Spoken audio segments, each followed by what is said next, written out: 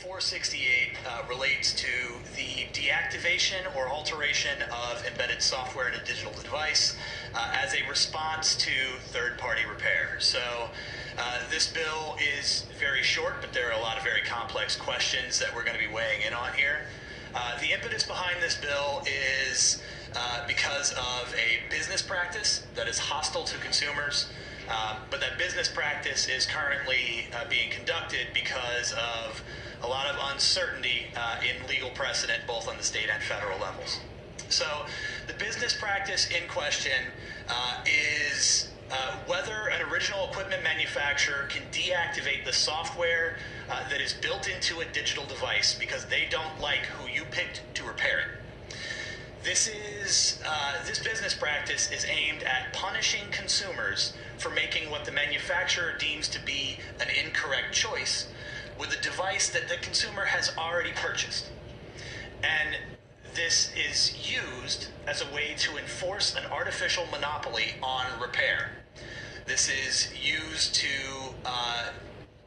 destroy competition from smaller businesses which offer third-party electronic repair for devices. So this happens in a variety of devices. I mean, we all know that software is coming up in more and more different types of devices as the years go on, but it's primarily happening with cell phones.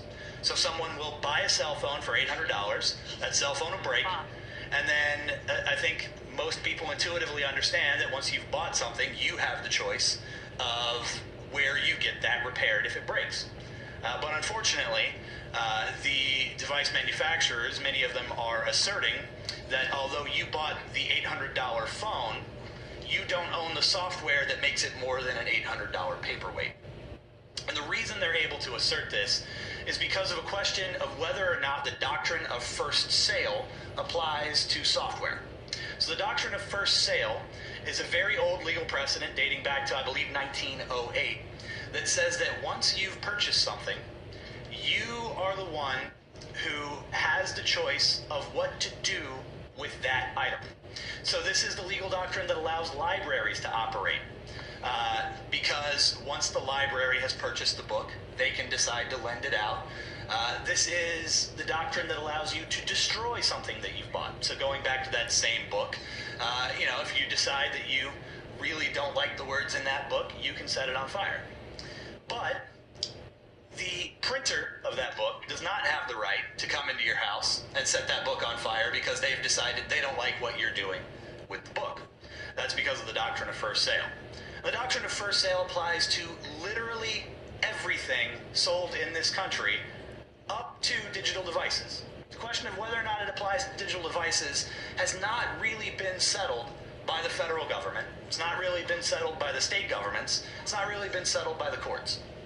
And the question of whether or not it applies to digital devices comes down to whether or not there is a physical transfer of the software when you purchase it. So with embedded software, the manufacturer is making a copy of that software, embedding it into the device, and you're purchasing the device and the software along with it.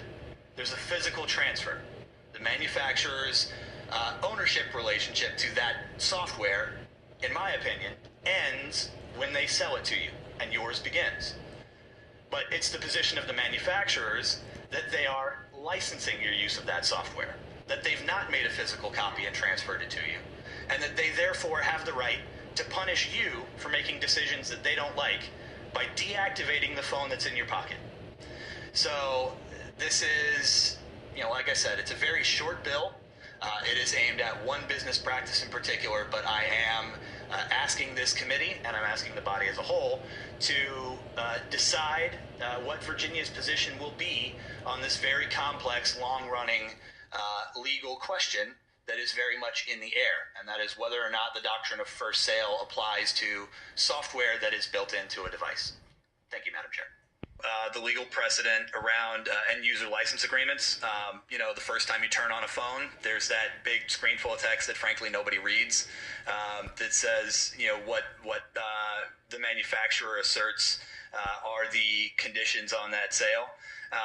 But This has been decided by courts throughout the country that when you have a click-through or a package opening condition on agreement to the end user license agreement, that in many, many cases, those license agreements are not enforceable because the person does not have an option to weigh in on the terms of the license agreement until after they've already purchased the device. So this question comes up with software that you buy on physical media. It comes up with the operating systems that are built into computers that you buy from Best Buy or Amazon or what have you. And it's been decided by many courts that if you have an option to weigh in on the license agreement before your purchase, that is certainly the case. But if you don't get access to that license agreement until after the purchase, then it's not enforceable.